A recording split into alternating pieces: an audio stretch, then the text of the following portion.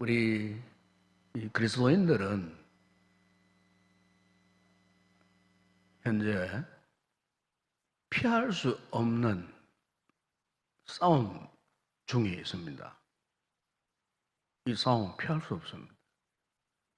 필연입니다, 필연.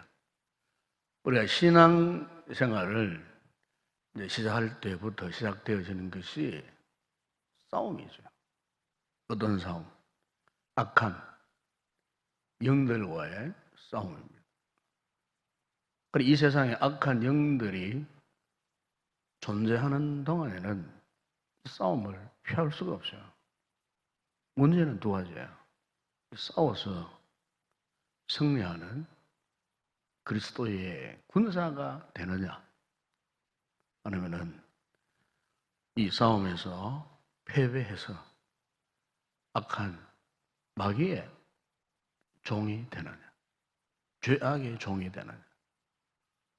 그야말로 절체절명의 이 두 기로 승리하는 삶을 살 것인가, 아니면은 패배하는 삶을 살 것인가. 이 두 문제를 생각했을 때, 근데 우리가 성경을 이렇게 읽어보게 되면은 이미 하나님께서는 그의 구원받은 당신의 택한 백성들이 이 세상에서의 이 같은 영적 전쟁에서 이미 승리를 약속하셨어요. 이걸 여러분 믿으시기 바랍니다. 네. 승리를 이미 하나님께서 보장해 주셨다는 겁니다. 그래서 여러분 골로새서 2장 15절을 보면은 이미 예수님께서 십자가로 그들을 이기셨느니라 그랬습니다. 예수님이 이미 십자가에서 악한 영, 마귀의 권세를 멸하시고 이기셨느니라. 우리가 예수 그리스도를 우리의 구원의 주님으로, 우리의 삶의 주인으로 믿고 있으면은 이 영적 싸움은 마귀와 나와의 1대1의 전쟁이 아니에요. 이미 예수님이 우리의 대장 되어 주셔가고 예수님께서 앞장서셔서 이 영적 전쟁에서 우리가 반드시 승리할 수 있도록 그분이 우리를 대신해서 싸워 주시고 계신다는 거예요. 이것이 오늘 믿음 생활하고 있는 우리 성도들의 싸움에서의 법칙입니다. 싸움에서요. 이 싸움의 법칙, 이 승리의 법칙, 그 승리의 법칙을 지금 우리가 계속해서 이 금요 시간에 묵상하고 있지 않습니까? 즉 하나님의 전신갑주, 하나님의 전신갑주, 진리의 허리띠, 의의 호신경, 평화의 복음의 신, 그리고 믿음의 방패. 이 지난 시간까지 묵상한 내용들이에요. 이 하나님의 전신갑주. 그러니까 바로 이 하나님의 전신갑주는 제가 첫 시간에 말씀을 드렸습니다만 이것은 다른 걸 말하는 게 아니에요. 이것은 예수 그리스도를 말씀하는 거예요. 예수 그리스도. 우리의 진리가 되시고 우리의 의가 되시고 복음의 가장 중요한 강력한 이 DNA 핵이 되시는 예수 그리스도, 그 믿음의 근본 되시는 예수님. 이 하나님의 전신갑주는 다른 걸 말하는 게 아니에요. 바로 예수 그리스도와의 이 관계를 말씀하고 있는 거예요. 그래서 우리가 이 영적 전쟁에서의 이 승리의 비결은 바로 현재 내가 예수님과 지금 올바른 관계 속에 있는가 이거예요. 마귀와의 싸움에서의 승리냐 실패냐 패배냐 이것은 다른 거 아니에요. 예수님과 주님과 나와의 관계가 지금 올바른 관계에 놓여 있는가? 다시 말하면 내가 지금 현재까지 지금까지 이 순간에도 예수님을 제대로 내가 의지하고 그분을 내가 붙잡고 있는가? 그분을 붙들고 있는가? 그럼 이 싸움을 승리하게 되는 줄로 믿습니다. 그래서 오늘 이 하나님 점심 가지고 오는데 또 하나 나오죠. 바로 구원의 투구라고. 구원의 투구. 이 구원의 투구는 한마디로 이 말씀이에요. 예수님이 우리를 구원해 주시기 위해서 십자가에서 구원을 완성하셨잖아요. 우리는 그것 때문에 그것을 믿음으로 구원받은 하나님의 자녀가 된 거예요. 아멘? 십자가로 나의 죄를 대속해 주시고 그분이 십자가에서 죽기까지 복종하시고 대속의 피를 흘려주심으로 이 죄인인 나를 그분이 십자가의 은혜로 나를 구원해 주셨다라는 이 사실, 이 구원의 확신, 이 구원의 확신을 바로 구원의 투구를 쓰고 있다. 바울은 그렇게 표현을 하고 있는 거예요. 여러분 잘 아시겠지만은 1912년도에 그 타이타닉호가 2,200명 태우고 대서양을 횡단하다가 큰 얼음덩이와 충돌했잖아요. 2,200명 가운데에 무려 1,500명이 익사해 죽었어요. 겨우 살아남은 사람은 700명, 남짓 안 되어서 2,200명 가운데에 다 죽어버린 거예요. 여러분 생각해 보세요. 거기에서 2,200명 가운데에 살아남았던 사람들이 그 심령이 어땠겠어요? 그 마음이 어땠겠어요? 나도 죽을 뻔했는데, 대서양이 차원 바다에 그냥 얼어서 죽을 뻔했는데, 익사해서 죽을 뻔했는데, 그나마 살아남았어요. 죽음의 그 골짜기에서 이러면 살아남았다고 생각해 보세요. 내가 지금 어떤 무서운 큰 중병에 걸렸어요. 중병에 걸렸는데 죽을 수밖에 없어. 그런데 거기서 내가 살아남았어요, 지금. 여러분들이 살아남았어요. 한번 생각해 보세요. 그러면요, 인생이 완전히 다르게 보이는 겁니다. 삶이 완전히 다르게 보이는 겁니다. 이전에 생각하지 못했던 그 모든 삶의 구석구석이 조명되어지면서, 야, 내가 살아남았구나. 살아남았다라고 하는 그 감격, 그 기쁨. 여러분, 우리가 하나님의 이 구원의 투구를 쓰고 있다는 것이 바로 이거예요. 네? 하나님의 이 놀라운 구원의 은총을 받은 이 같은 구원의 감격과 이 기쁨이 있는가? 이거예요. 이 구원의 투구예요. 이 구원의 투구를 쓴다고 하면 이 구원의 감격, 기쁨이 지금 내 심령에 지금 살아있는가? 요동치고 있는가? 그 구원의 놀라운 역사가 지금 내 가슴을, 내 심장을 지금 뜨겁게 하고 있는가? 죽음의 골짜기에서 건진받은 내 자신에 대해서 참 너무나 다시 한번 새롭게 깨달아지고, 그래서 내가 살아남았다라고 하는 이 구원의 감격, 기쁨. 우리가 믿음 생활을 하면서요, 이 신앙생활을 참 따분하게 하고 진부하게 하고 그러다 보면요, 이 구원이라는 이 단어 자체도 별 느낌이 없어요. 여러분 어떻습니까? 이 구원이라고 말할 때, 구원받다고 말할 때 그냥 저 또 구원이라는 용어 또 쓰는구나. 목사님이 정말 들어도 저는 매 설교마다 구원이라는 단어가 빠질 데가 없어. 항상 뭐 구원 그런데 이제는 막 귀에 딱 가려 앉을 정도로 막 이제는 막 따분하고 진부한 내용이고 막 또 저 구원 이야기 하느냐고 뭐 따분하게 생각하는 그런 분. 여러분, 왜 그런지 아십니까?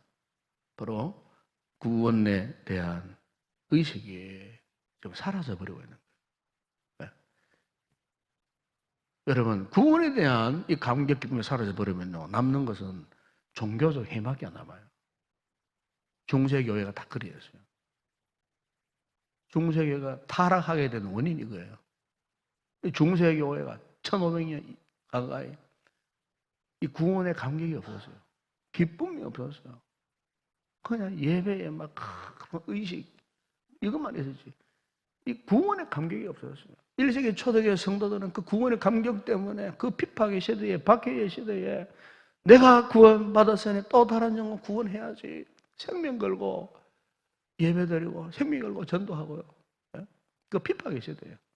그 힘의 원동력이 뭐냐? 이 구원의 감격, 구원의 기쁨 이거예요. 오늘날 마귀가 우리 성도들을 끝까지 지휘하게 압축하고 공격하고 우리를 집어삼키려고 달려드는 그 목적이 뭔 줄 아십니까?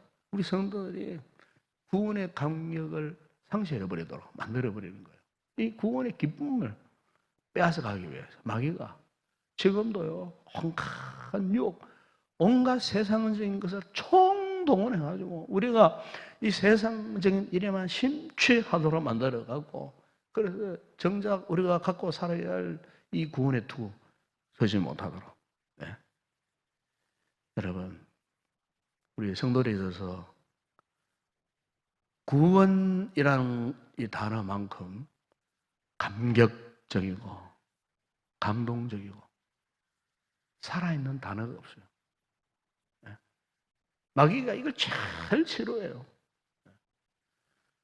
마귀가 구원의 감격을 갖고 살아가는 성도 제일 싫어하고요. 반대로 제일 질투하는 대상이에요. 아니 꼬아서 너를 두고 못 보겠다. 이 마귀라는 녀석이 이 구원의 감격을 살아가는 성도들을 이토록 질투하는 거예요. 그래서 괴롭히기 시작하는 거예요. 구원의 감격을 살아가려고 하는데 자꾸 괴롭혀요. 왜? 구원의 감격이 사라지도록, 구원의 기쁨을 빼앗기 위해서 마귀가 지금도 그런 작당을 하고 있는 거예요. 아마 여러분 아시겠지만 2011년도에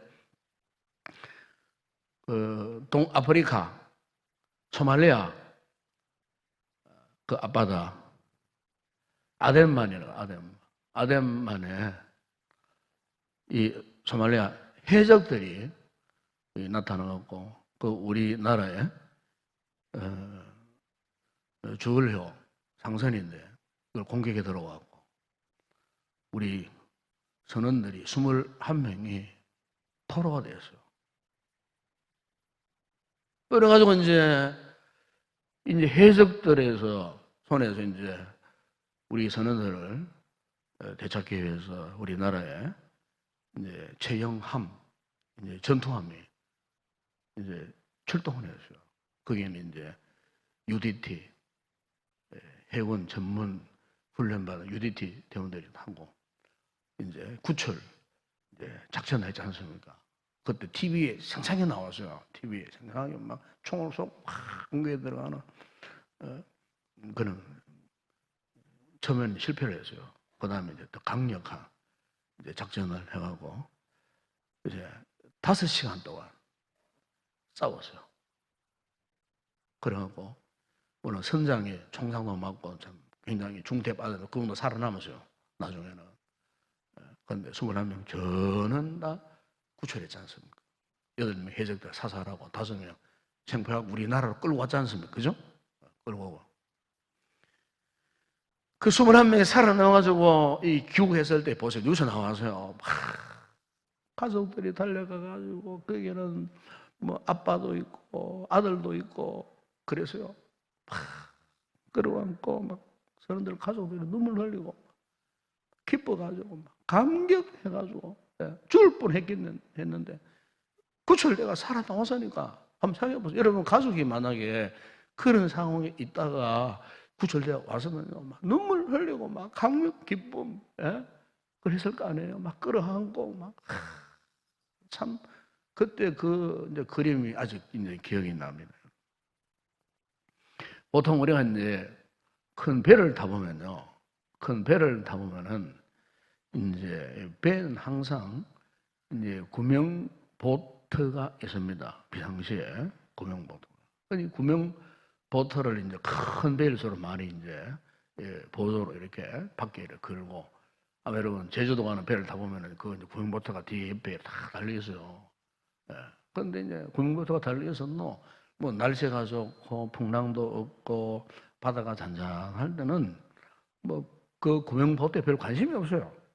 그런데 그 배가 가다가 좌초돼 갖고 침몰하게 되었다 했을 때는 사람들이 어디로 몰려드느냐? 구명보트로 몰려듭니다. 구명보트로. 네. 배가 침몰을 하면 살아남아야 되니까.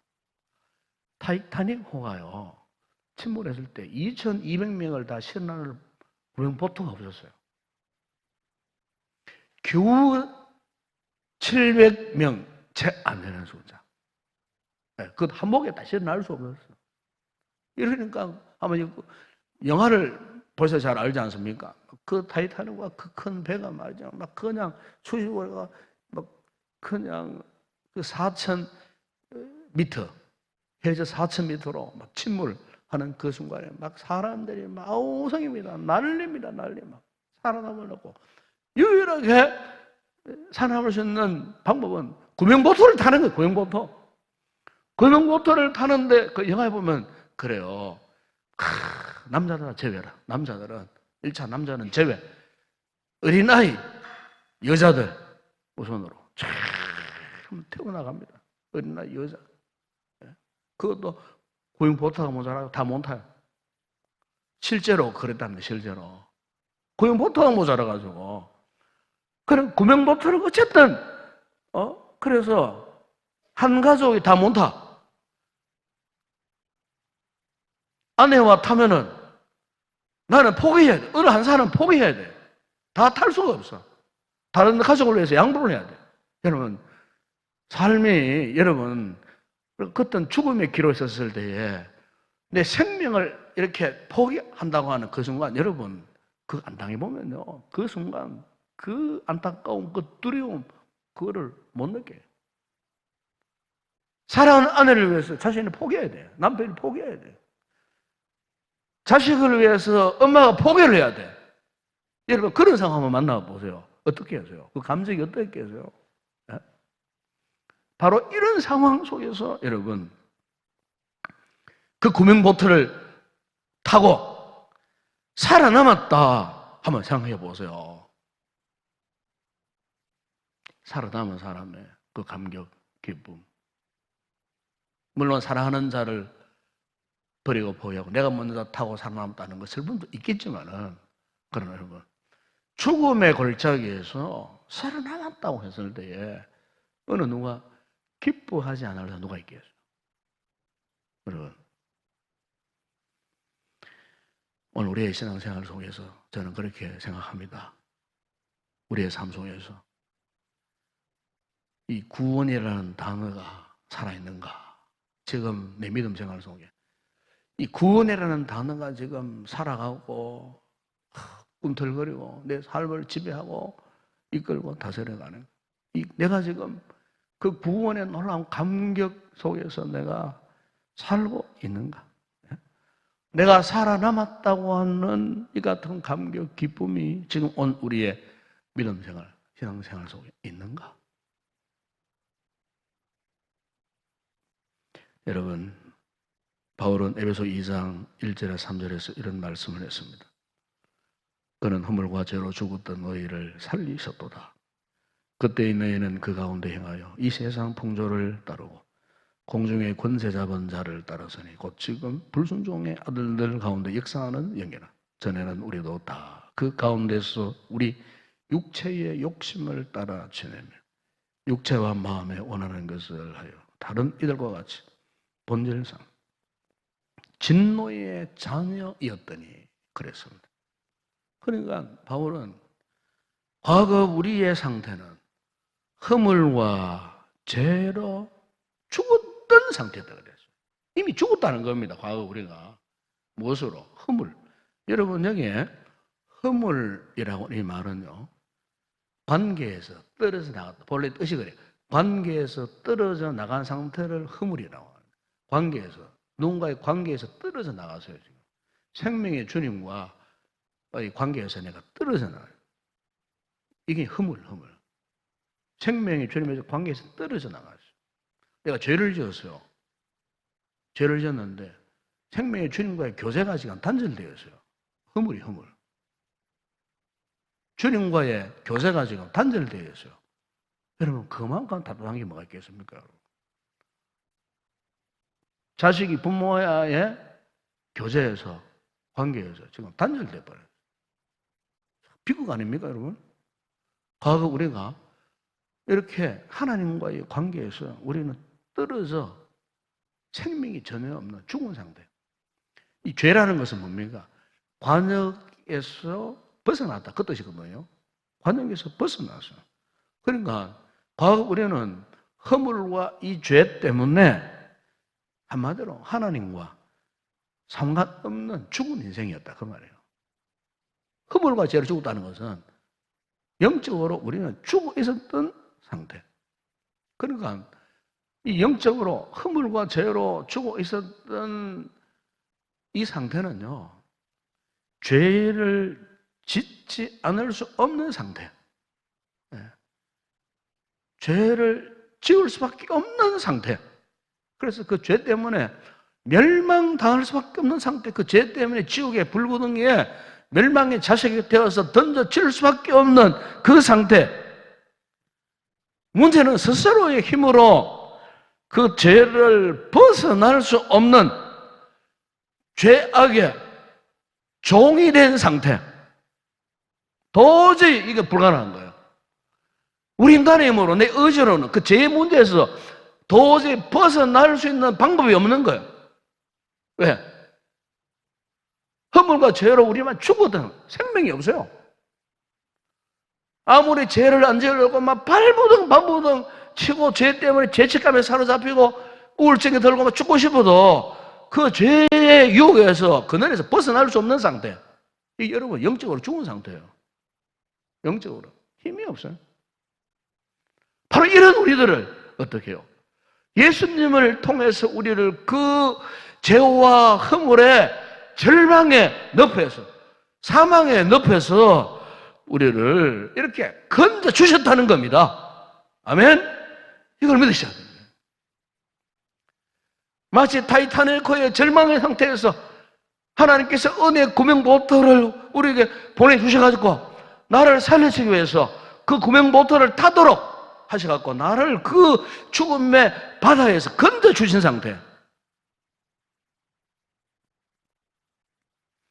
여러분, 성경이 말하는 이 구원이라는 게 다 이런 겁니다. 이런 거. 이걸 두고 말하는 거예요. 그래서 이 구원받은 우리는 이제는 하나님과 영적 관계 속에 하나님 우리를 지배하시고 그분이 우리의 삶을 보장하시고 승리를 보장하시고 그분이 우리의 삶을 다스려가고 그분의 손으로 우리를 붙들어 주시기에 이제 우리는 마귀와 영적 전쟁에서 오직 남아있는 것은 승리. 아멘? 그 이유를 예수님께서도 여러분 요한복음 10장 27절, 29절 이런 말씀을 했어요. 내 양은 내 음성을 들으면 나는 그들을 알며 그들은 나를 따르느니라. 내가 그들에게 영생을 주머니 영원히 멸망하지 아니할 것이요 또 그들을 내 손에서 뺏을 자가 없느니라. 이 말씀 가운데 이 말씀이 정말 뜨거워서요. 그들을 내 손에서 어떻게 해요? 뺏을 자가 없느니라.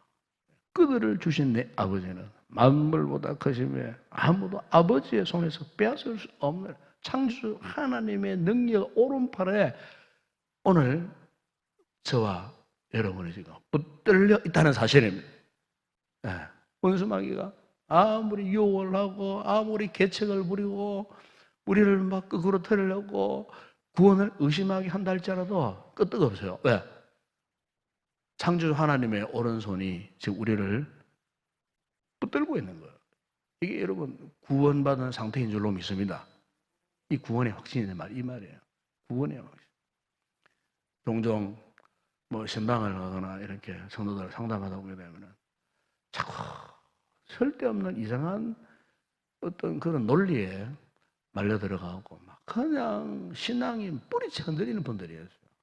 막 의심하고 막 괴로워하고 구원을 의심하고 주님과의 관계를 자꾸 의심하고 불신하고 그래서 뭐 사람의 말을 자꾸 의존하고 사람의 말 듣고 막 이리저리 막 흔들리고 예? 왜 그렇게 했어요? 구원의 확신이 없는 거예요. 원수 마귀가 그런 영혼을 제일 먼저 노립니다. 마귀가 노리는 영혼이 그런 영혼. 여러분 틈을 주면 안 됩니다.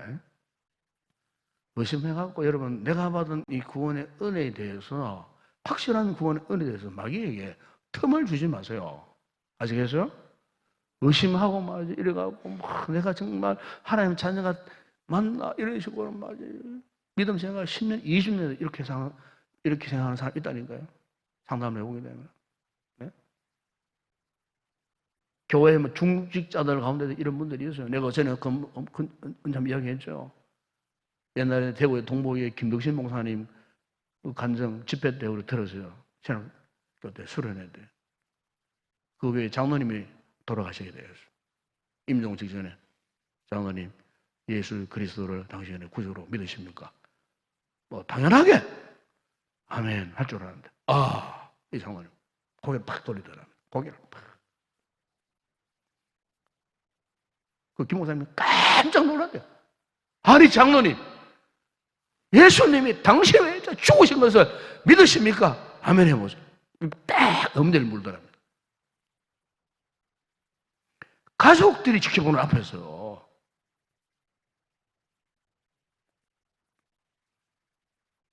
그 김 목사님 그 사람을 끌어안고 다시 한번 큰 소리로 외쳤어요. 예수 그리스도가 당신의 구원 믿으시냐고. 끝까지 대답 안 하더랍니다. 끝까지. 입을 꽉 깨문 채로 고개를 팍 돌린 채로 이러고 돌아가셨대요. 자, 여러분, 예수 그리스도를 나의 구주로 믿는 것 사람의 의지로 생각으로 안 되는 거예요. 그래서 믿음과 구원은 전적으로 하나님의 은혜의 선물이에요. 이 구원의 은혜를 경험하지 못하면은, 확신하지 못하면은, 확실한 이 구원의 신앙 고백을 할 수가 없는 거예요. 할 수가 없어요.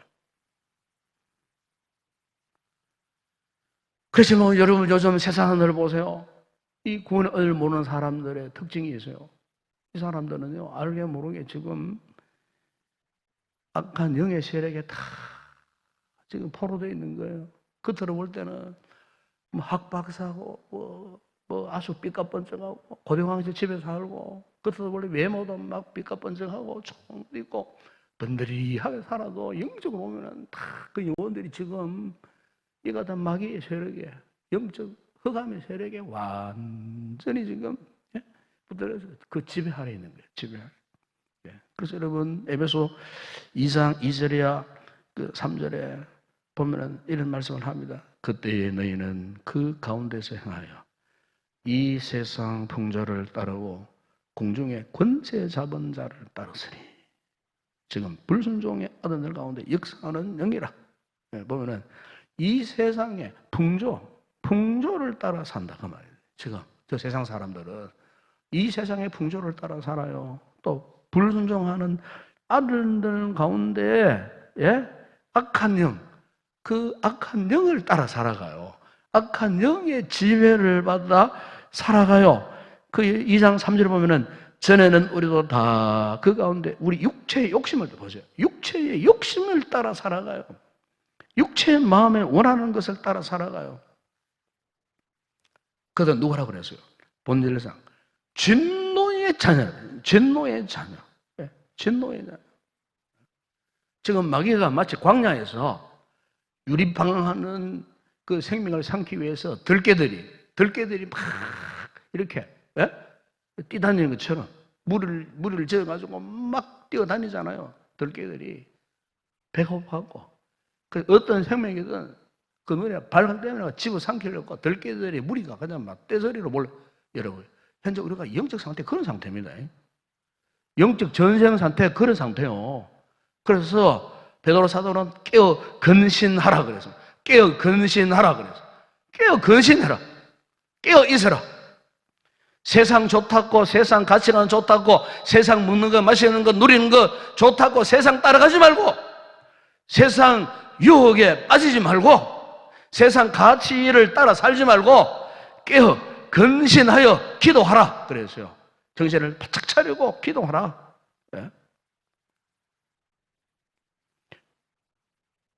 자칫 잘못하면은 이 같은 마귀의 유혹에 그냥 집어삼킴을 당합니다.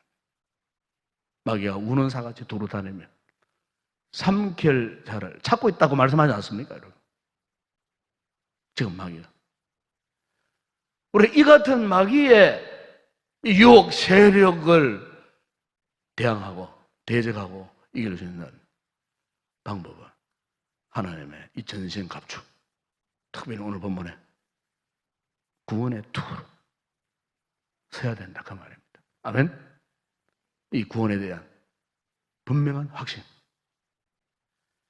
예수 그리스도를 통해서 구원받아 변화된 신분을 확신하라 그 말입니다. 내가 누구인가? 구원받은 하나님의 자녀, 백성이 아닌가? 하나님의 이 구원의 은혜로 변화된 신분을 가진 자가 아닌가?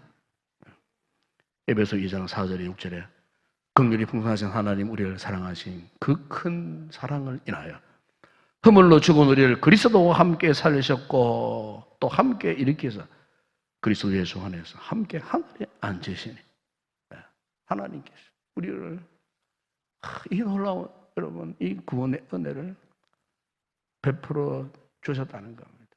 이런 우리가 앞으로 어떻게 살아야 할까요? 여러분 에베소서 4장 22절 이하로 이런 말씀을 합니다. 너희는 유혹의 욕심을 따라 썩어져가는 구습을 따르는 옛 사람을 벗어버리고 오직 너희의 심령이 새롭게 되어 하나님을 따라 의와 진리와 거룩함으로 지으심을 새 사람을 입어라. 그래서 여러분 살전 5장 8절에 보니까 사도 바울이 데살로니가 교회 성도 이런 말씀을 했습니다.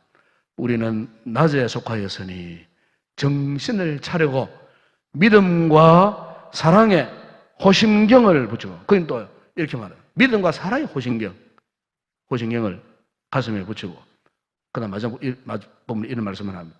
구원의 소망의 투구를 서자 그랬어요. 구원의 소망의 투구를 서자. 이 소망이 뭔가? 히브리서 6장 19절에 보니까 우리가 이 소망을 가지고 있는 것은 영혼의 닷 같아서 튼튼하고 견고한 휘장 안에 들어가는 보세요. 영혼의 닷이라고요. 여러분 배가 고정 자 태풍이 옵니다.